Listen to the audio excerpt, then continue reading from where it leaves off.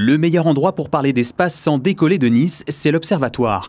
Le lieu a été choisi pour accueillir la Space for Ocean Alliance à l'initiative du CNES, le Centre national d'études spatiales. L'idée lui est venue après avoir été longtemps alerté par les scientifiques que les connaissances spatiales, bien qu'elles permettent de comprendre les milieux océaniques, ne sont pas exploitées à leur juste valeur par les acteurs des milieux maritimes eux-mêmes. L'objectif de l'Alliance est donc de connecter le monde spatial et le monde maritime. Il faut mettre à une même table les acteurs du maritime et du spatial. Faire connaître d'abord les technologies spatiales auprès des acteurs du maritime. Ce sont deux mondes qui se parlent encore trop peu. Et l'espace peut réellement contribuer à la protection des océans avec les surveillances des pollutions en mer, par exemple, de l'évolution du trait de côte. Et donc, il y a un certain nombre de choses que l'espace peut faire pour le maritime.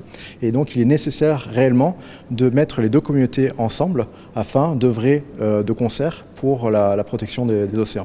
L'impact du changement climatique, l'augmentation de la pression anthropique, la pollution par le plastique ou le pétrole, toutes ces données essentielles pour localiser, alerter et comprendre les causes des dangers maritimes pourraient être ainsi mises à disposition des acteurs qui en ont le plus besoin, c'est-à-dire ceux qui sont le plus touchés par les dérèglements.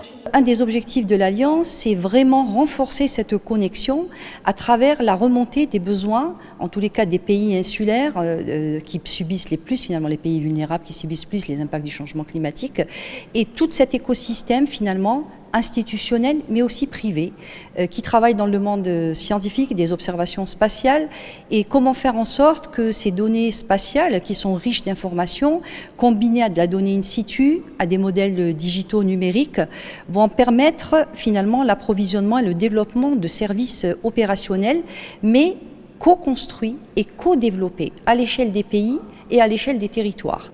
Après avoir témoigné au micro et expliqué les problématiques contemporaines sur le sujet, les scientifiques et autres acteurs sont passés à la signature d'une déclaration d'intérêt, un premier pas vers l'action auquel s'est prêté le gouvernement princier de Monaco.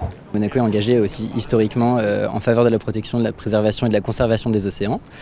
Et il se trouve également qu'on a une très bonne coopération avec nos collègues français de l'agence spatiale de CNES.